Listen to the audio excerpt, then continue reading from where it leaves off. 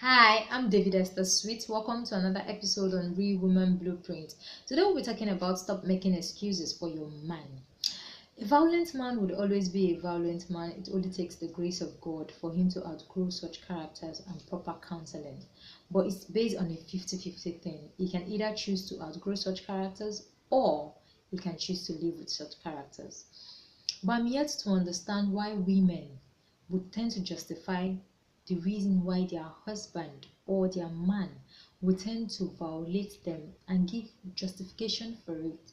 You hear instances of I cursed it, he's trying to correct my act. That is why he needs to turn me to a punching bag, or he's disciplining my act. Or you hear instances of he's going through financial stress right now, he's going through emotional stress right now, he's going through work stress right now, so he just needs somebody to air his opinion out. Why don't he punch the wall? Why don't he punch the tree? Why don't he go to the air and start punching the air? Why must it be you? Is it because you're a weaker vessel, or is it because he feels he has power over you?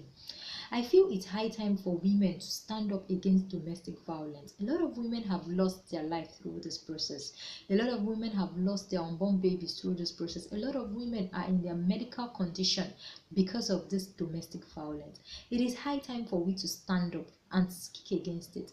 No matter what the circumstances might be, no matter what the situation he is going through, he does not need to turn you to a punching bag. He doesn't need it. There are ways of you airing your opinion. There are ways of you expressing your emotion. That doesn't mean you need to physically fight with your partner, with your wife or your girlfriend, because you want to express your pain or you want to express your emotions. I do not understand. I feel it's high time for women to stand up against domestic violence, no matter the situation may be. Sometimes it's family that causes it. Our family will tell you as you're marrying, I don't want, or no condition must you come back. Whatever challenges you go through marriage, those are the norms. Those are the rules and regulations of marriage. That is how marriage is. Yes, marriage is not easy. Marriage is not a day job. Marriage is not a bed of roses. But there are some certain things that you shouldn't condone when you're in a marriage. You shouldn't condone domestic abuse. You shouldn't condone domestic abuse for no just reason. Don't condone that act. No matter what he is going through, do not condone domestic abuses. Seek help. Seek help. There are professionals who can handle such situation. Either he goes for counseling, and if he is the kind of person that is not ready to deviate, not ready to change from such character, walk out of that relationship. It's not an easy thing, I know that. I grew up in the barrack. I witnessed a lot of women that have lost their life through domestic violence.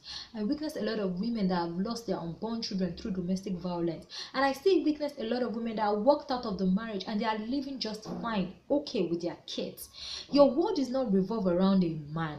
Yes, you need a man, but that doesn't mean because you're in an abusive relationship you have to stay put. Who told you that your life is what's better than that marriage? Who told you that your life is what's better than whatever you're going through right now? Your life should be your first priority. Your health should be your first priority. If you should die now, what gives you the guarantee that that man will not get married? And even the cost of them mourning you, that he will not see his future wife along the process. What gives you that guarantee? The society has painted this domestic violence that to the extent that they justify the reason why a man needs to violate you. It is high time for us to stand against it. I do not understand the reason why we women would support the reason why a man would domestically violate you. Have you considered your children? If you should die right now, who's going to take care of your children? Have you considered your family? Have you considered that God has imbibed in you potentials, talents, skills that you need to give back to the society? That you need to give back to the society. That somebody else you are somebody else helper. That you need to imbibe, you need to improve, you need to pass on, transmit knowledge to an individual. And when you lose your life, what would you tell God? Would you tell God it's because you were married, you couldn't actualize your potentials? Would you tell God because you were into an abusive relationship, you couldn't stay to take care of the kids that he gave to you? It's high time for you to say no to domestic violence. Whatever you're going through right now, you're not the first person. You can never be the last person. Seek help. And if the man is not ready to seek help, my sister, it's high time for you to move out of that relationship. It's not good for your health. Your children would not even your children would not learn anything positive out of a domestic violence relationship, because a family where there is constant punching of back, constant battering of the wife, what are you teaching your boy? What are you teaching your girl? Are you teaching your girl that she cannot find love? Are you teaching your girl that without a man battering you, that the man cannot air out his opinion? I think it's high time for we to say no to domestic violence, no matter what the situation is. Seek help from a counselor, seek help from professionals. Don't just go to anybody and start seeking help from. A lot of people will tell you stay in the marriage, you will outgrow such characters.